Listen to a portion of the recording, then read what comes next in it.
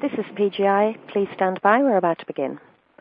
Good day, everyone, and welcome to the Wellington Drive Technologies Results Conference Call. Today's call is being recorded. At this time, for opening remarks, I would like to turn the conference over to your moderator today, Mr. Howard Milner. Please go ahead, sir.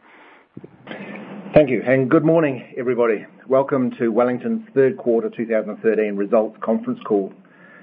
Firstly, the usual disclaimer. On this call, we'll be discussing forward-looking statements. As these forward-looking statements are predictive in nature, they're subject to a number of risks and uncertainties relating to Wellington, its operations, the markets in which it competes, and other factors, some of which are beyond our control. Actual results and conditions may differ materially from those expressed or implied by such forward-looking statements. I'll discuss the key financials for the third quarter and updated guidance for the 2013 financial year, and then Greg Allen will comment on business progress and strategic updates. We will then take questions. Greg and I can also be reached after the call for any additional questions that you might have. Wellington remains on track to our gross margin improvement plans with a substantial improvement in gross margin performance to 23% in quarter three. Our year-to-date gross margin percentage is 18.3%, improving on the first half run rate of 17%. The improvement reflects more products shipping with the full effects of our motor supplier cost reduction and a favourable customer mix biased away from our lower price customers. Our cost reduction programs continue to make progress, with Q3 gross margin results not yet showing any benefit from the East-West new supplier. We have additional contract product cost programs underway. For example, in Q3, we commenced an effort to reduce the cost of a key component on our electronics assembly, which we expect to reflect in product costs in the early part of 2014. Revenues for Q3 were $4.7 million, lower than expected due to customer deferrals of revenue into Q4 and Q1 2014. We expect Q4 to be considerably stronger as customers adjust their demand needs heading into the 2014 year. Operating expenditure of $2 million for Q3 was 10% lower than Q3 last year. Cost reduction remains a focus, and there are further cost savings to secure, but we have now started to invest in people to drive our growth in 2014 and subsequent years. The company's EBITDA performance for the period was a loss of $841,000, broadly in line with our internal forecasts and an improvement on the $1.177 loss in Q3 2012.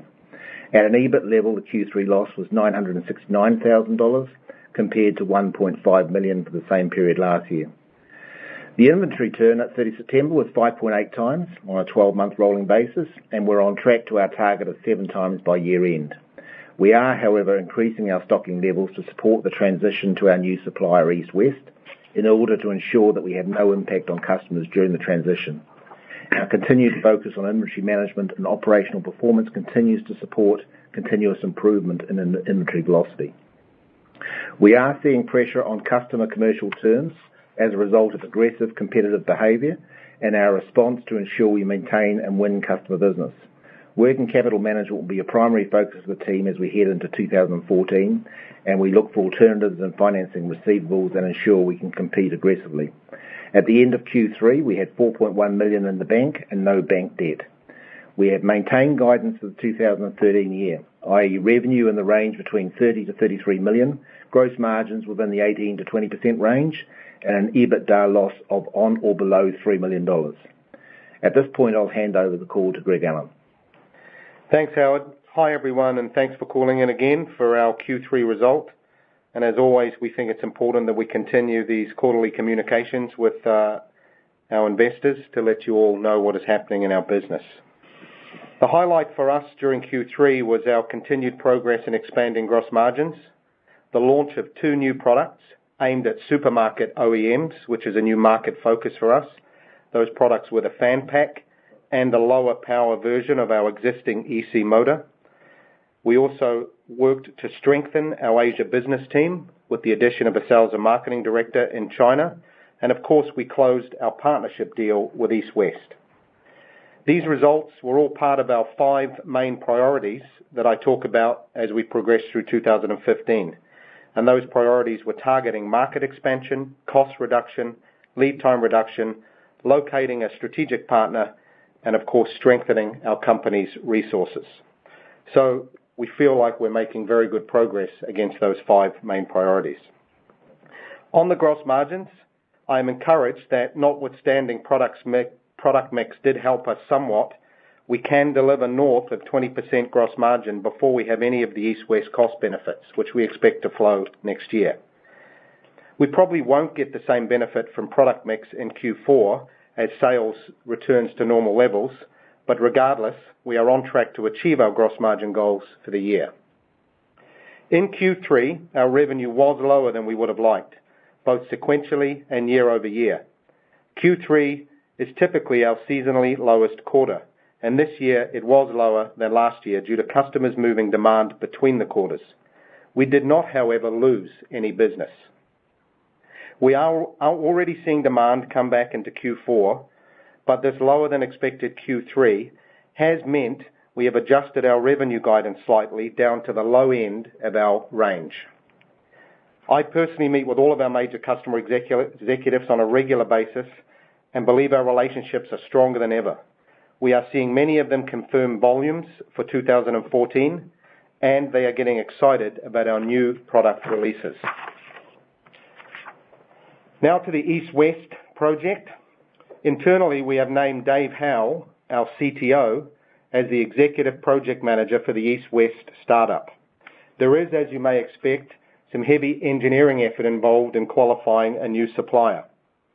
And Dave and the engineering team have already started working closely with their counterparts in East-West to position equipment and materials to start producing qualification samples of our product in Q1 next year.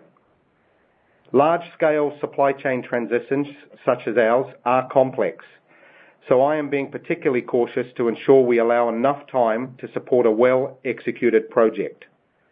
Our approach here will be not to push the transition to go faster and risk letting customers down or foregoing cost benefits through cost overruns.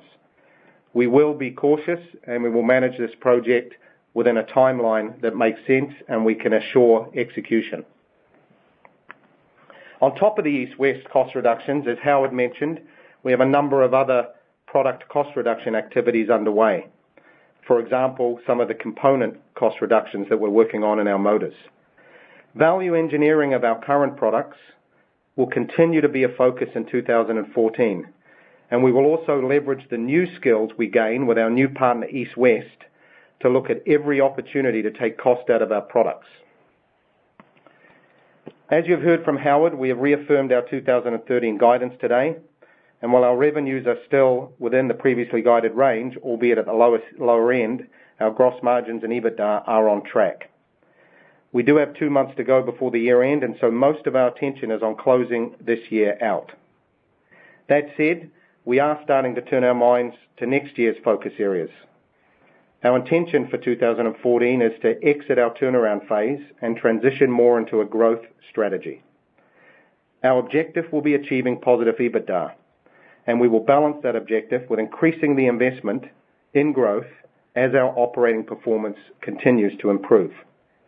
Our 3 main focus areas for next year right now will be, of course, successfully completing our supply chain transition to East-West, which will be fully implemented by the end of Q3 2014, launching 2 new products, our next generation EC motor and our smart controller platform, and thirdly, investing in growth skills. As our operating performance improves through next year, we will move towards accelerating growth by making investments in engineering, customer-facing, and business development skills. We do expect to give you more detailed guidance on our 2014 year at our next investor update.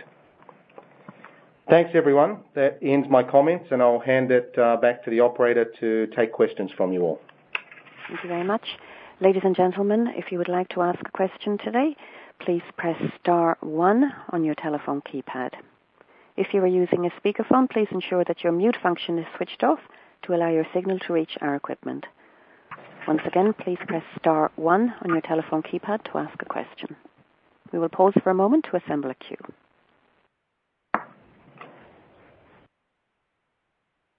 Your first question comes from the line of Roger Armstrong from Aspiring Asset Management. Please go ahead. Hi, Roger. G'day, Greg. So, I'm just wondering about your guidance for the full year, because you're basically guiding for 9 million plus in revenue for the last quarter, and were you to get 20% margin on that, for example, you'd actually probably hit EBITDA break even unless there's some unusual amount of costs in your last quarter. Am I reading that right? Are you leaving some fat up your sleeve for this?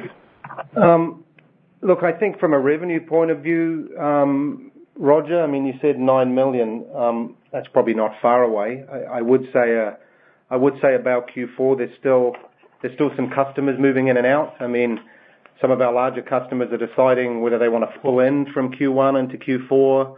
Some of them are pushing out. I mean, some of them are undecided and won't know to November. And, to just be open with the team, we're actually not going mad on risk, but we're taking a few risk calls and positioning some material for customers, and we've got a strong idea that they're going to take that revenue this quarter. So there's a little bit of movement in the revenue. But, you mentioned 9 million, probably not that far off, I would think, but still, we won't really know for sure for another month. On the gross margin, product mix is probably more of a dependency in Q4. I mean, some of our larger, let's say, lower price customers may come in with some big numbers near the end, and that may just push our gross margins just a bit lower than you're suggesting, but we don't know yet. EBITDA break even, if everything went the way we thought it would go, maybe we have a good month in Q4, but we don't know until we get there, actually, Roger.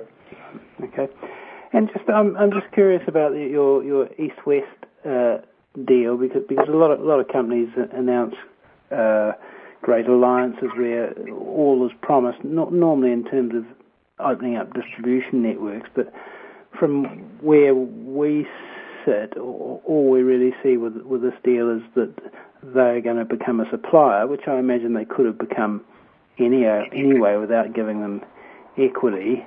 I presume they're telling you they've got distribution, and I just wonder what other, which is always, a bit of a promise, and I just wonder what other benefits is Wellington looking to get out of this relationship with East-West?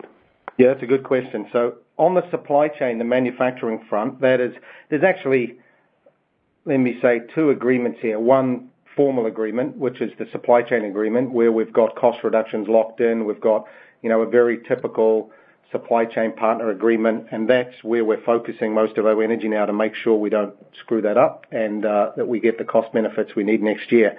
There are other aspects of this partnership which we purposely haven't really talked about yet, because there's some I's to dot and T's to cross on how those work themselves out.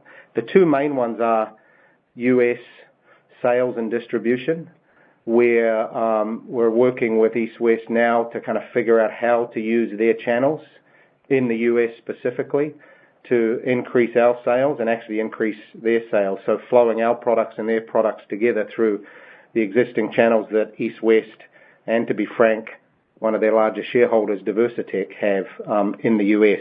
But that isn't a signed, let's say, channel partner agreement yet, but our intent would be to move forward with some sort of sales agreement. And as you say, those can be full of promise and uncertainty, so we just want to be really sure that we've got customers on the other end of that before we start shouting about it. That's the first one. The second one is an R&D collaboration. I think we talked about East-West being predominantly focused in the ventilation market, which we've actually exited from a direct customer point of view. East-West have customers already buying product, not electronic motor product, in ventilation. And we think, and so does East-West, that over time there's an opportunity to develop EC motors for their ventilation customers. So they own the channel, they own the customers. It's a lot lower risk for us. And they leverage our technology and our team. And, as we're building out our team over the next year, we develop new products for new markets and new customers. So another growth opportunity. Those are both, I would say, earlier in their development. So a bit early to start talking about what benefits come from those yet, but they're both very real, and they were part of our understanding when we entered in the relationship with East-West. That's kind of why they invested, in part, Roger. Right. Does that answer your question? Yeah. I'll give someone else a chance now. As a reminder, please press star 1 to ask a question.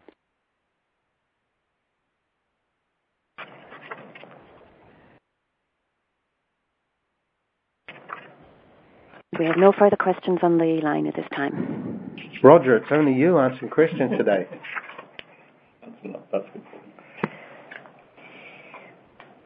Okay, I'll just give everyone another opportunity, just in case anyone has a second thought.